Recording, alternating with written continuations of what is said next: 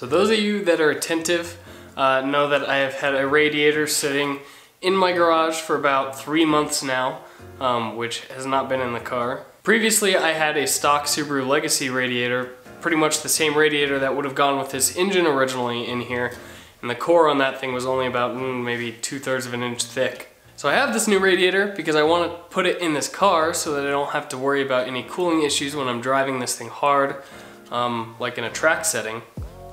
So that's why I'm now finally getting it installed and put in the car, because I want to drive this stupid thing. And really, me tearing the radiator out of it is the one thing that has kept me from driving it in this time, because besides that, it's still all put together. So I've been sort of brainstorming with myself over the past few months, I guess, wondering how I'm gonna mount it. If you've been watching my videos, obviously you saw that I made the upper and lower like clamps, I guess, for the radiator. But then I had to figure out how I was gonna mount those in the car itself. Last night I sat down here and I stared at my car for about an hour and a half, trying to figure out what I was gonna do and how I wanted to sort of tackle this problem. I didn't record any of that because it might have been a little bit boring, but here's a dramatic reenactment for you all.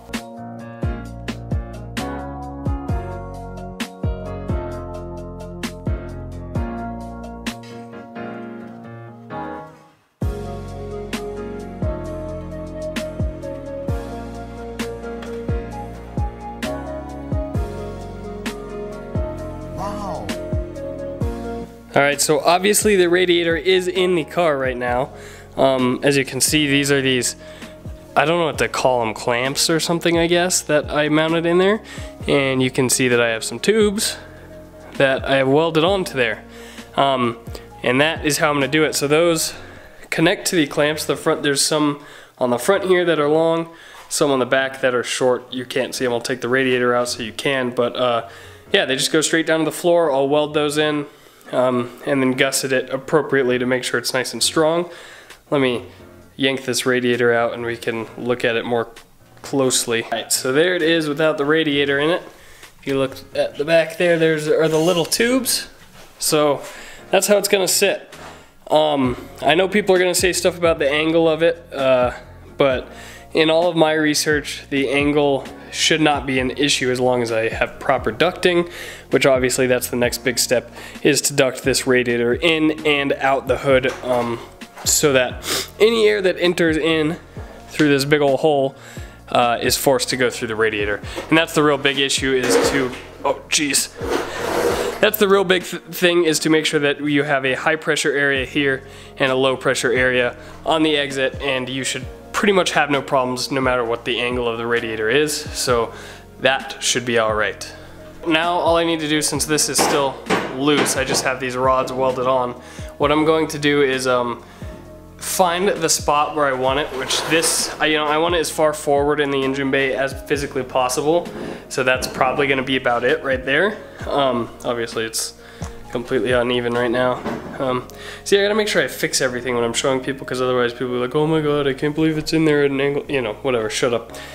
You guys get it. But I'm gonna find the spot, and then I'm going to sand the paint off of the spots and weld it to the floor. I'm just gonna tack weld it for now so that I can pop it off if I need to, but I think that is about the spot where it's going to end up.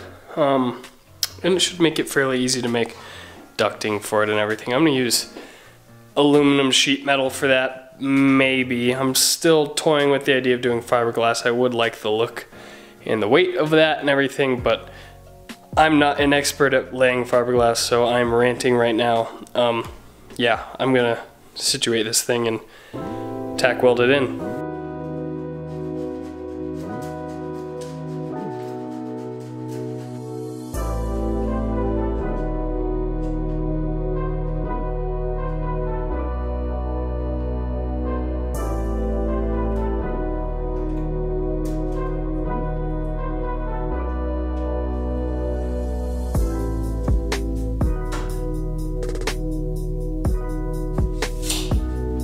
Somehow I managed to place the two front rods, based on where I wanted to mount it and everything, managed to place them on the biggest, fattest globs of seam sealer I've ever seen, which normally wouldn't be an issue, you know, you just pull a grinder out and grind it away. However, I'm always working at night in here and I have to be quiet, so no grinder for me.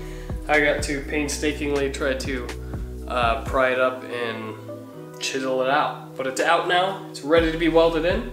So I'm gonna tack it all in place, make sure the radiator fits in there again, and then I'll probably throw a little decent bead on there to make sure it holds itself in. And then I can start thinking of how the hell I'm going to do ducting on here. That'll be the fun part.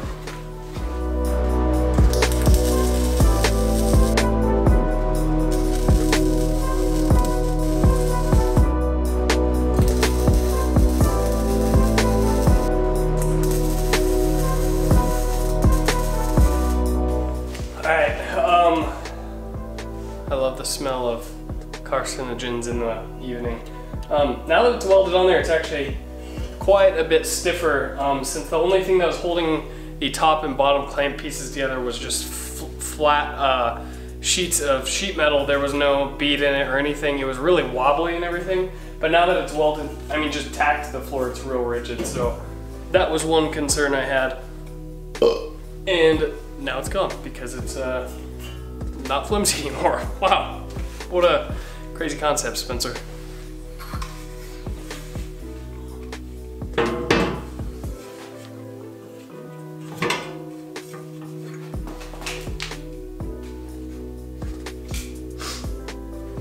There we go. It fits pretty tightly in there. I'm gonna see if I can get the back side of the clamp on there now. I'm calling them clamps just because I don't really know what else to call them. That's sort of my best name I have for them, but yeah, that's what I'm gonna call them for now. But I'm gonna get that on there, and then I'm gonna probably throw some more welds on these front supports because they are a little bit, I just got over saying that it's not flimsy anymore. They're still a little bit flimsy, so throw those on there to make sure they're perfectly rigid, and then I can take it all apart, and I know that I can just drop the radiator in there any time and bolt it in, and we're good to go. But this, I'm pretty happy with this because it's tacked in and it's fairly solid. And just so you guys know, and you don't start flaming me in the comments, I know I have to figure out something out with these.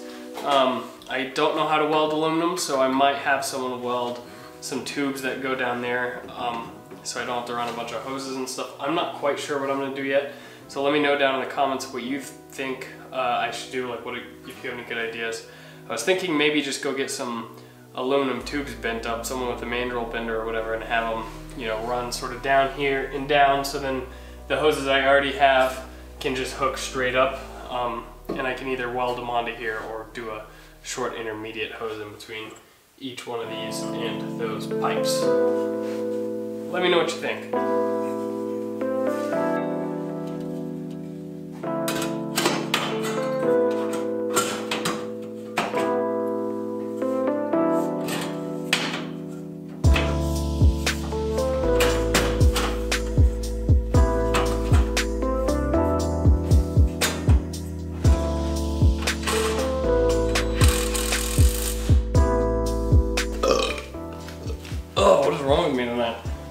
So I just welded it up just a little bit more, just to give it a little more rigidity, so I'm not worried about it breaking when I'm doing stuff now that I know that everything fits on there.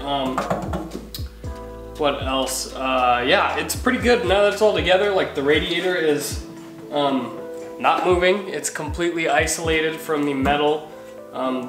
There's a layer of rubber between these and the radiator itself, and it's solid.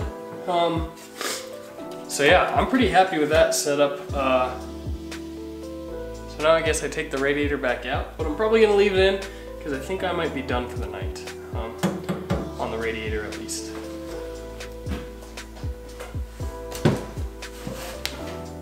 So in my one of my last videos, I was telling you guys how you need to call me out on stuff like my garage being a mess, and one of you dirty bastards called me out and said that shouldn't I unmask this rear window because it's been masked up for like forever, and I hate you, but you're right. So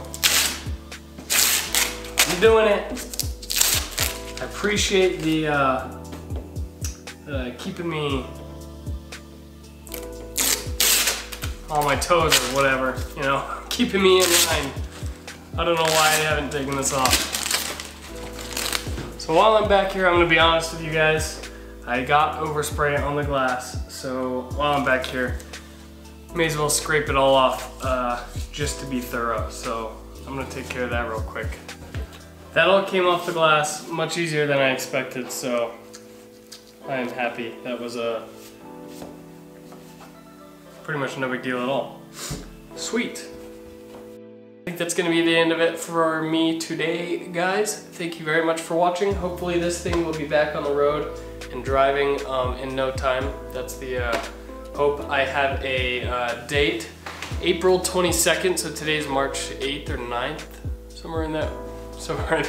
But April 22nd is the first time attack at the local track. And it's a whole series that goes throughout from spring to fall. And I don't want to miss the first event. I want to hit every event so far this season if possible, so that gives me about a month and a half to get this thing running well enough to where I can drive it about an hour and a half away, which I'm actually confident in that with once I have this in here and sort of dialed in, I'm confident in the reliability of it because I have driven this car at least that amount. Or, you know, I've driven it way more than that amount in total now, so I think I trusted driving down there, but I want to be able to drive down there, beat the shit out of it, and drive it back. So there's a couple of things I need to take care of before then, but yeah, let's hope I can make it to that event on time. I know every time you put a limit on yourself like that, you end up not making it, but I think that is pretty realistic because I'm not very far from driving this. Pretty much all I have to do is run my coolant pipes and my shrouding for this stuff, so. I'm ranting. Hopefully in the next few days I can get to building the shrouds for this because that's the next step. Then I can figure out my tubing and everything, and then we can go drive and break it some more. So I'll see you guys next time. Thank you guys so much for watching. Peace out.